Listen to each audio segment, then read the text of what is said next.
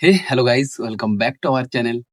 তো তোমাদেরকে অনেক সময় আমি অনেক কিছু কাহিনী শুনিয়ে থাকি, অনেক কিছু গল্প শুনিয়ে থাকি যেগুলো রিয়েল ঘটনা। এটা কোনো মানে ছদ্ম বা কাল্পনিক কোনো কথাবার্তা আমি বলে থাকি না। ঠিক আছে? যেটা আমার জীবনে ঘটেছে সেগুলোই বলে থাকি। যেটা আমার চারপাশে ঘটছে সেগুলোকেই তোমাদেরকে আমি তুলে ধরার চেষ্টা করি। আর কিছু যেগুলো আমি কোথাও থেকে শুনে থাকি বা জেনে থাকি ইনফরমেশন গুলো সেগুলোকে প্রথমে এগুলোকে দেখি যে হ্যাঁ ওগুলো ঠিক আছে না ভুল আছে না কোথাও থেকে ঘাপলা করা জিনিস এগুলো দেখে থাকি। ঠিক আছে? তারপরে আমি ওগুলোকে তুলে ধরি। তো তোমাদেরকে আমি আমার কলেজের কাহিনীও শুনিয়েছিলাম, মামাবাড়ির কিছু কাহিনীও শুনিয়েছিলাম। আজকের আমি কলেজের একটা কাহিনী শোনাবো। কলেজের বলতে নয়, কলেজেরই কলেজের সময়কার আমি যখন টিউশনে যেতাম বা যার কাছে আমি টিউশন নিচ্ছিলাম যে জায়গায় ১ম এ, তো সেইগুলো কিছু কাহিনী আজকে তোমাদেরকে বলব। তো কাহিনীটার মধ্যে ইন্টারেস্টিং পার্টও আছে। আবার কিছু জায়গায় খুব বোরিং পার্টও আছে। সেগুলো ছেড়ে দেব। ইন্টারেস্টিং পার্ট গুলো যেগুলো আছে সেগুলোই বলব। ঠিক আছে? তো চলো ভিডিও শুরু করা যাক। আমি যখন আ এইচএস পাস করলাম, তারপরেই কলেজে যখন ভর্তি হলাম, তখন সাবজেক্ট কি নেবো, কি না নেবো চুজ করার জন্য একটা হেডেক ছিল। আ সবাই চায় যে মানে বিএসসি করুক, বিএ নয়। মানে আর্টস এর যেটা সাবজেক্ট মানে ব্যাচেলর অফ আর্টস আর ব্যাচেলর অফ সায়েন্স যেটা হয়। আমি চাইছিলাম বেশি করে আ বায়োলজি নেওয়া। ঠিক আছে? কারণ বায়োলজি আমার ভালো লাগতো। আর যে জিনিসটা তোমার ভালো লাগে, যে জিনিসটা করতে তুমি ভালোবাসো সেটাকে যদি তুমি এগোও না বা কোনো কিছু পড়াশোনার মধ্যে, তাহলে সেটা কিন্তু তুমি ভালোভাবে পারবে। না হলে কিন্তু পারবে না জিনিসগুলো। আমি দেখলাম যা। যেটা তোমার ভালো লাগে সেটা করবে, যেই সাবজেক্টটা ভালো লাগে তাহলে দেখবে সেটা ভালো হয়। তো ঠিক আছে যাই হোক এসব হওয়ার পরে তো আমি নিয়ে নিলাম ইংলিশ, আর্টসের সাবজেক্ট একটা। আর আমরা যেখানে থাকি সেখানে পাশাপাশি একটা কলেজ আছে। আমি বললাম যে এই কলেজে আমি পড়তাম। সাইকেল নিয়ে যেহেতু যেতাম, বেশি দূর রাস্তা নয়। তো এখানে পাশাপাশি তেমন কোনো টিচার ছিল না যে গ্র্যাজুয়েশন লেভেলে টিউশনি করায় বা পড়ায়। আর এখন আগেকার ব্যাপারটা আলাদাই ছিল। কলেজে উঠলে তুমি কলেজের প্রফেসররা যাই পড়াচ্ছে, সেটা থেকে তুমি পরীক্ষা দিতে বা সেটাই অনেকেই করত। কিন্তু এখন ব্যাপারটা কলেজে গেলে স্কুলের মতো ব্যাপার হয়ে গেছে। ওখানে যা পড়াচ্ছে তুমি না শুনেও চলে এলে। টিউশনে গেলে নোটস ফোটস গুলো দিল, সেখান থেকে পড়াশোনা করলে তুমি মানে পাস বলতে কি ওখান থেকে তুমি হয়ে যাচ্ছে তোমার। বেসিক্যালি এই জিনিসটাই বলতে চাইছি আমি। তো তাই জন্য আমি কি করলাম, এখানে একজন দাদা ছিল যে ইংলিশ আমার আগের সিনিয়র ছিল যিনি। তো ইংলিশ সেও নিয়ে তার ছিল। তো সে আমাকে বলল যে, "এরকম টিচার আছে। তো ওর বাড়ি এরকম জায়গায় একটা। তো তুই গিয়ে ওর কাছ থেকে পড়তে পারিস। কারণ ও ভালো পড়ায়।" ঠিক আছে? টিচারটা ভালো পড়ায়। তো আমি বললাম, "ঠিক আছে চলো।" গিয়ে টিচারটার কাছে গেলাম। যার পর সেখানে কিছু এই যে টিউশনের যে ফ্রেন্ড গুলো হয় সেগুলো হলো। ভালো বেশ। তারপর আমি যখন সবাই সবার বলে না, "তুই কত পেয়েছিস বা তুই তোর কেমন রেজাল্ট হয়েছে? তুই কোন মানে এতের উপরে নিয়ে পড়াশোনা করছিলি? সায়েন্স না আর্টস না কমার্স না কি নিয়ে পড়াশোনা করলি?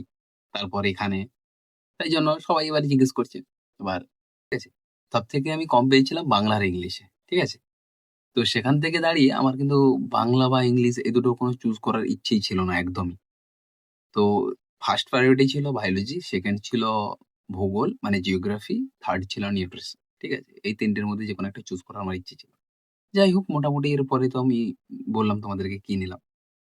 তারপর এখান থেকে আমাদেরকে গাড়ি করে যেতে হতো স্যারের বাড়িতে। মানে স্যারের বাড়ির একদম সামনে গিয়ে গাড়িটা দাঁড়িয়ে যেত বা এরকমটা নয়। এখান থেকে বাসে করে যেতাম। আর সেখান থেকে প্রায় ১০ মিনিট হেঁটে স্যারের বাড়ি যেতাম। ঠিক আছে? এবার স্যারটা যেহেতু ভালো পড়ায় অনেকেই পড়তো। এক ব্যাচে প্রায় ১০০ জনের কাছাকাছি পড়তো। ঠিক আছে? একটা ব্যাচে। তো সেরকম থেকে দাঁড়িয়ে আর আমি তো তোমাদেরকে আগেই বলেছি আমি ব্যাক বেঞ্চার।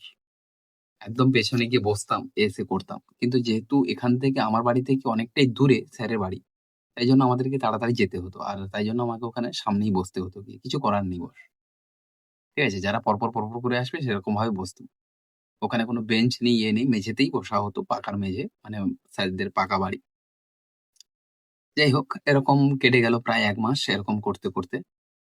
হঠাৎ করে আমি যখন মানে এই যে তোমাদেরকে ওই যেটা বলতে আমি থেমে গেলাম সেটা হলো নাম্বার। কে কত পেয়েছে হ্যান-ত্যান এরকম বলছে। আমি তখন না মানে আমার একটা ছিল যে আ এ বলছে যে আমি আর্টস থেকে এসেছি, সে বলছে সায়েন্স থেকে এসেছি। তো আমি তখন ভাবলাম যে একটা ছেলে যখন সায়েন্স থেকে আসছে এখানে, তো নিশ্চয়ই সায়েন্সের যে সাবজেক্ট গুলো ছিল সে তো অতটাও ভালো পায়নি বা কিছু করেনি। তাই জন্য এসছে এখানে। তো এখানে কত পাবে? মোটামুটি একটা 60% 70% আর আমার 75 এর উপরে ছিল। তাই জন্য সবাই বলছে আমি ভাবলাম যে আমি হয়তো বেশি পেয়েছি। এরকম একটা ভাবছি। সবারই এরকম মনে হতে পারে। কিন্তু আমি যখন দেখলাম ওখানে সবাই আমার থেকে বেশি পেয়েছে। ঠিক আছে? কেউ 80, 85, 89, 90 কেউ 95 এরকম পেয়েছে। আমি তখন ভাবলাম ভাই আমি তো গেছি। কারণ অম অনার্স নিয়ে নিয়েছি। আবার তারা এত পেয়েছে, আমি এত কম পেয়েছি। আমার অনার্সটা থাকবে তো? যাই হোক আমি এরকম তারপর টেনশন করতে তারপর ছেড়ে দিলাম। যাই হোক হবে পড়াশোনা করলে হয়ে যাবে। আবার কি আছে? পাস করলে তো অনার্স তো হয়ে গেল। বাস। তো এরকম হলো। হওয়ার পরে তারপর এই আমাদের এখান থেকে পাশাপাশি থেকে ২ জন ছেলে যেত। তাদের সঙ্গে ভালো বেশ বন্ধুত্ব হয়ে গেল। আর তারা ছিল খুব গাছ প্রিয়সী। ঠিক আছে? তো গাছ প্রিয়সী হওয়ার ফলে দেখবে আমার কিন্তু এত ভ্যারাইটিস সম্বন্ধে গাছের মানে নলেজ নেই একদম বলতে গেলে 0 ঠিক আছে? তো সেখান থেকে ২ জন ছেলে তারা প্রচন্ড পরিমাণে গাছ-ফাছ লাগিয়ে থাকে, অনেক কিছু করে থাকে। ঠিক আছে? তো সেখান থেকে একটা উম স্যারেদের বাড়ি যে যাচ্ছিলাম বললাম, মানে যাচ্ছিলাম না সরি। মানে আমরা ওখান থেকে স্যারেদের বাড়ি যেতে আমাদের প্রায় ১০ মিনিট ১২ মিনিট মতো লাগতো। ওই যে রাস্তাটায়, ওই রাস্তাটায় অনেকেরই বাড়ি পড়তো যেহেতু। আর ওটা ছিল একটা ভালো মারাত্মক লেভেলের একটা সোসাইটি। কারণ কি? ওখানে প্রায় অনেকেই বিজনেস করে, কেউ টিচার, কেউ প্রফেসর এরকম টাইপের। মানে বুঝতে পারছো ওদের বাড়িগুলো, ওদের বাইরের যে গাছ-ফাছগুলো আছে, ওগুলো সেই দামি লেভেলের গাছগুলো রেখেছে। আর ওদের কিছু আম গাছও আছে। আম গাছটা বলছি তার কারণ আছে। তো আম গাছও আছে, সেগুলোও দামি লেভেলের আছে। তো একজনের বাড়ি হচ্ছে, ঠিক আছে? তার ঠিক সামনে যে ওয়ালটা মানে যে বাউন্ডারিটা করছে, ওই বাউন্ডারিটার পাশে ঠিক সামনে একটা গাছ আছে, আম গাছ। পুরোটা কালো পাতা-ফাতাগুলো, ঠিক আছে? আমি তখন ওই যে বললাম ২ টো ছেলে যেত, তাদের মধ্যে একজনকে বলছি, "আচ্ছা ভাই দেখ তো এই গাছটা কি নষ্ট হয়ে গেছে?" তখন বলল, "ভাই তুই কি জানিস না?" আমি বললাম, "কি হয়েছে?" বলছে, ওরা হাসাহাসি করছে ২ জন। আমি বলছি, "কি হয়েছে বলবি তো?" তারপর তখন মুকুলও এসেছিল, ঠিক আছে? আম গাছে। মুকুলটাও কালো। আমি ভাবলাম বোধহয় কালো হয়ে গেছে, নষ্ট-ফষ্ট হয়ে গেছে। কিন্তু ওরা বলল, "না এটা কালো-ফালো নষ্ট-ফষ্ট হয়ে যায়নি। এটা একটা ব্রিড আম গাছের।" ঠিক আছে? ব্রিড বলতে নয়, ভ্যারাইটি। ব্রিড তো মানে পশুদের হয়ে থাকে। এটা একটা ভ্যারাইটি। ঠিক আছে? বললাম, "ওরে শালা! এটাও এরকমও হয়?" তারপর বলল যে, "ভাই এর আমটা কালো হবে।" মানে কালো বলতে কালো নয়। জিনিসটা খয়েরির একটু ডিপ, মানে ডিপ ভার্সন মানে একদম কালোর কাছাকাছি। ঠিক আছে? সেরকমটাই। আর সেই সময় মানে আমার তখন হলো যে ভাই অনেক কিছুই জানা বাকি আছে পৃথিবীতে এখনো। শুধু পড়াশোনা করে নিলে এমনটা হয়ে যায় না জিনিসগুলো। যে অনেক কিছু পৃথিবীতে অনেক কিছু জিনিস আছে যেগুলোকে তোমাকে জানতে হবে, শিখতে হবে। তারপরেই তুমি হবে। ঠিক আছে? আরো একটা ইনসিডেন্ট এ তোমাদের কথা বলি। আমি প্রতিদিনই যখনই যেতাম মানে এই দু দুটো ডেট করে স্যার পড়াতেন। তো দুটো ডেটেই যখন যেতাম, তো একজনকে দেখতাম যে ওর বাড়ির সামনে না আ কিছু একটা জল স্প্রে করছে প্রতিদিনই ঘাসগুলোর উপর। আমি তখন ভাবলাম হয়তো ঘাসগুলোর হয়তো কিছু ট্রিটমেন্ট করছে, ওগুলোকে কেটে-বেটে সুন্দর করে রাখবে। তারপর ১ সপ্তাহ পর আমি জানতে পারলাম যে উনি ঘাসের উপর ঘাস মারার জন্য একটা বিষ স্প্রে করছিলেন। যেটা ঘাসগুলোকে মেরে দেবে। ঠিক আছে? কারণ আমি এতই বোকা ছিলাম, এখনো আছি।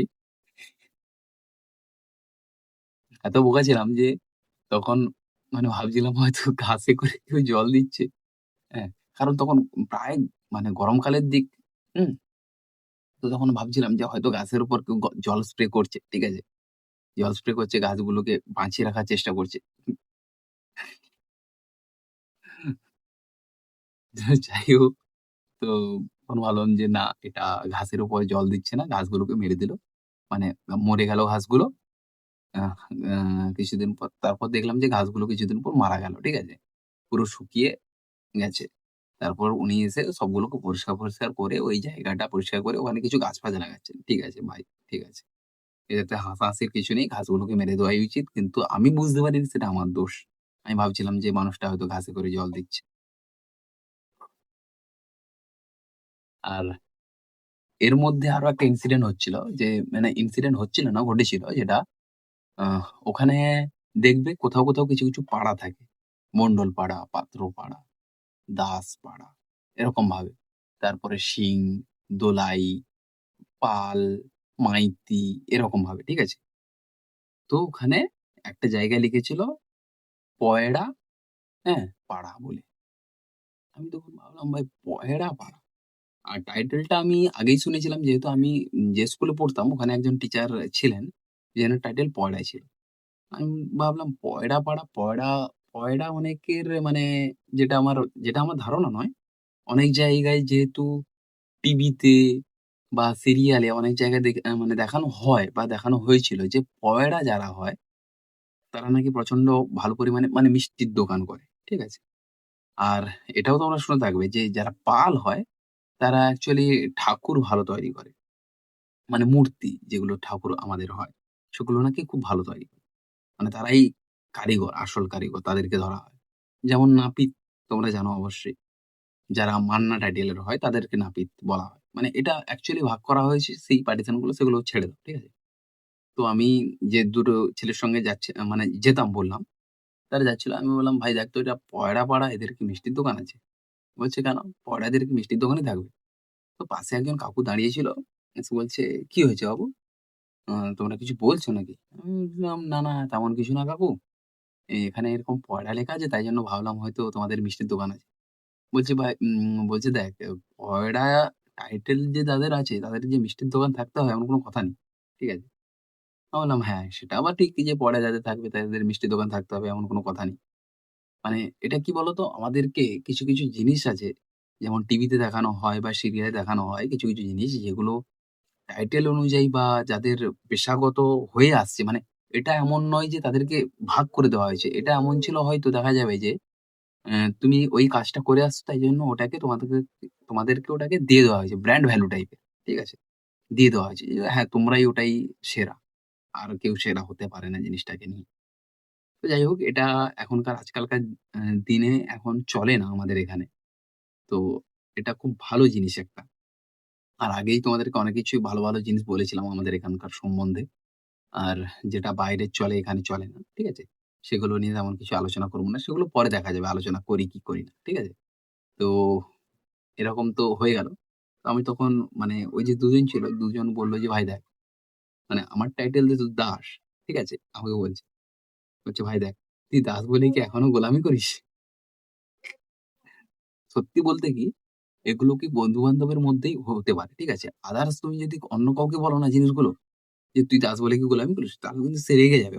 ঠিক আছে? আমার তখন হাসি পাচ্ছিল বিষয়টা এরকম নিয়ে। ঠিক আছে? যে ভাই সেটা তো সত্যি কথা যে যার টাইটেল যেরকম হবে সে তো সেরকম কাজ নাও করতে পারে। সে হয়তো অল্টারনেটিভ কিছু কাজ করছে বা কিছু কাজ হচ্ছে তার দ্বারা সেটা সে করছে। তাহলে সেটা তো খুব ভালো জিনিস। আর এইসব বিষয়গুলো খুব চলতো তখন। আর হঠাৎ করে দিনগুলো কেমন কেটে গেল। খুব মানে ওগুলোকে রঙিন দিন ছিল আমার মতে।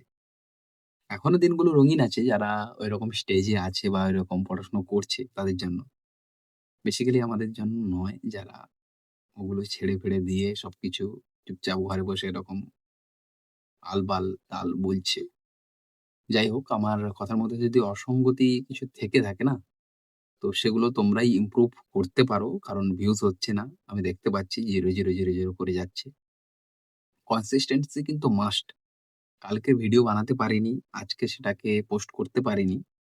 তার একটাই কারণ কালকে যখন এরকম টাইমে ছিল না, প্রচন্ড পরিমাণে ঝড় উঠলো। হঠাৎ করে কোথা থেকে বৃষ্টি মানে উবে এসে ডুবিয়ে দিল পুরো। কি বলবো? প্রতিদিনই এরকম মিস হয়ে যাচ্ছে। আর আমি জানি না এখন তো বৃষ্টি হওয়ার কথা নয় প্রায়। কারণ চৈত্র মাস চলছে। আমি ছোটবেলা থেকে যবে থেকে ঠিকঠাক করে আমার মানে জানতে শিখেছি, বুঝতে শিখেছি জিনিসগুলো যে এই সময়টা বৃষ্টি হয় না। কিন্তু তাও হচ্ছে।